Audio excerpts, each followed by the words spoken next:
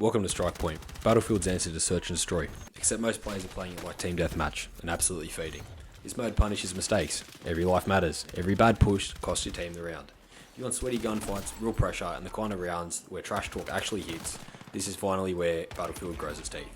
I'm breaking down how to win Strikepoint, principles you carry into every single round, team decisions that make the enemy panic, and the weapons and classes that actually hit, so you stop guessing and you actually start closing out the rounds.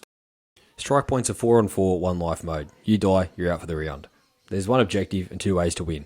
The primary win condition is capturing the point, and to cap the objective, your team must control it with no enemies on it. One enemy contesting, and it stops the capture.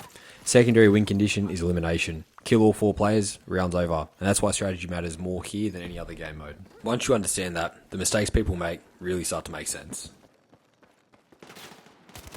Winning principles. Rule 1, thirst to kill. If you down someone in Strikepoint and don't finish it, you didn't win the gunfight, you just fucking delayed it. Downed enemies are information leaks. They crawl away, they ping, they get revived, and suddenly you're fighting the same player twice and it's a 2-on-1. Secure the kill, reduce the team, win the numbers. Rule 2. Revive your mates. A revive in Strikepoint isn't kindness, it's maths. If it's safe, reviving flips the pressure immediately. As I said before, when you execute that downed enemy, you're keeping the numbers sweet. The moment you can revive your teammate, you're back up. It's 4 guns beat 3, or 3 guns beat 2. Remember though, that your life's still more important. If it's not safe to do so, don't revive. Sweep the area, make sure there's no one there, and then revive. Rule 3. Watch your indicators. Strikepoint is constantly talking to you through your HUD. The top of your screen, that's your team status. See the X there? That means the player's dead. The pulse says they can be revived, and the full circle tells us they're good to fucking go. Now, look here. The capture bar. If that bar's moving and you're down a man, you don't have fucking time to hesitate here, alright? This tells you when to push, when to hold, and when the round's already slipping. If you're losing Strikepoint rounds and you don't know why, it's probably because you ignored this. Rule 4. Sound kills you. Sprinting in Strikepoint is like a broadcast. Footsteps give you away before your gun does. Slow it down, near objectives, or if you've heard something. Let them make the first mistake. Team strategy. Strikepoint isn't won by aim alone, it's won by being a team. How you flow across the map decides who controls the round before the first trades even happen. Rule 1. Move as a unit. The fastest way to lose a Strikepoint round is playing solo. The lone wolf dies first, every fucking time. Strikepoint rewards pairs. Pairs give you cover while you move, instant trades in fights, and revives when things go wrong. That safety lets you fight aggressively without throwing the round. Rule 2. Understand the map structure. Every Strikepoint map follows the same logic. 3 channels. Left, middle, right. They're not isolated lanes, they're interconnected, which is why holding ground matters more than chasing the kills. The most conservative setup is a 1-2-1 split. 1 player watching the outer light channel, 2 controlling the middle because that's where the objective lives. But real strength comes from pairing. Locking down 2 channels as a pair, then collapsing inwards. If you go 2 mid and 2 right meet up where mid would enter, and then they collapse inwards, that way you've secured the right channel and the middle. Enemy comes from the left, that's no problem. Rule 3. Lone wolves are a tool, but they're not a default. There is a time and place when you do send a solo player intentionally by themselves. They're not pushing, but they're used as a scout, or a flank. Once you read the enemy's pattern, maybe they go mid and right every round. That's when the flanker wins games for you. Wrap from the empty lane, hit them from behind, collapse the round. If you're running solo though, with no information, and you're not flanking, you're just gambling and costing your team rounds. To sum this up, Strikepoint really just rewards teams that move with purpose. Your flow beats chaos, pairs beat solos, and honestly information just beats your ego. Classes. Class selection in Strikepoint isn't really about personal preference, it's really about team composition. When you pick wrong, honestly you just make the round harder than it needs to be. Assault, probably one of our primary picks. Assault's one of the strongest classes in Strikepoint.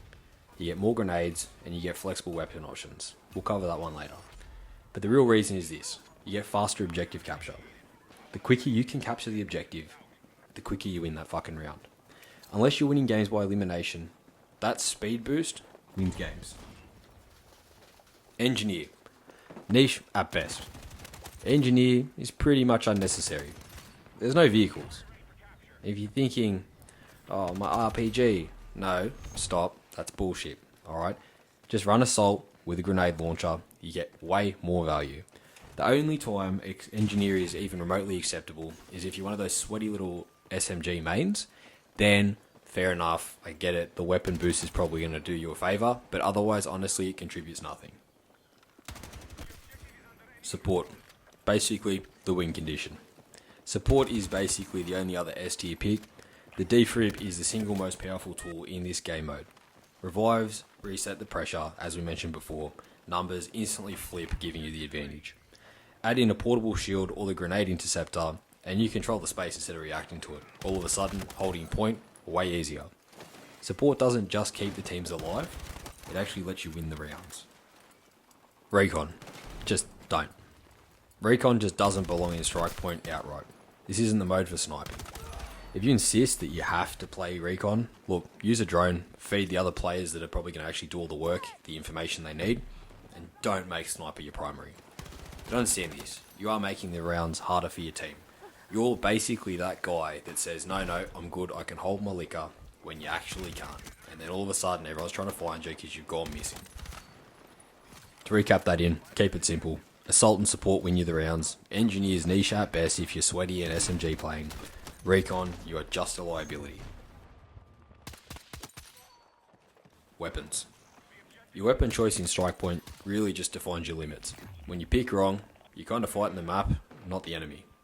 Shotguns. Basically, map control tools. On tight maps, shotguns are oppressive. You can use them as a second primary on your assault. They let you clear buildings fast and safely. You don't duel, you just kind of rock up and delete people. Alright? And that is why they work. Obviously, you could also go SMGs for a similar reason, but ultimately, they're not going to be able to use as a second primary, and having a rifle of some kind is generally better. Snipers. Pretty much never. Outside of Liberation Peak, snipers are just an outright mistake. Even then, you should probably use DMAR on that map, as you'll do the job better. Strikepoint is way too fast, it's too close, and it's too punishing for those missed shots.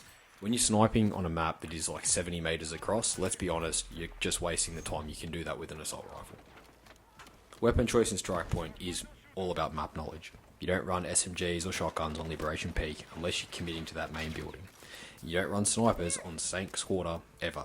Actually, as we said, you just don't run snipers. If your gun doesn't fit the space, you're actually just setting yourself behind. As far as it goes with assault rifles, LMGs, and carbines, they're all good to go. Ultimately with weapons, just keep it simple. Let the map decide. Strikepoint isn't chaotic, it's structured.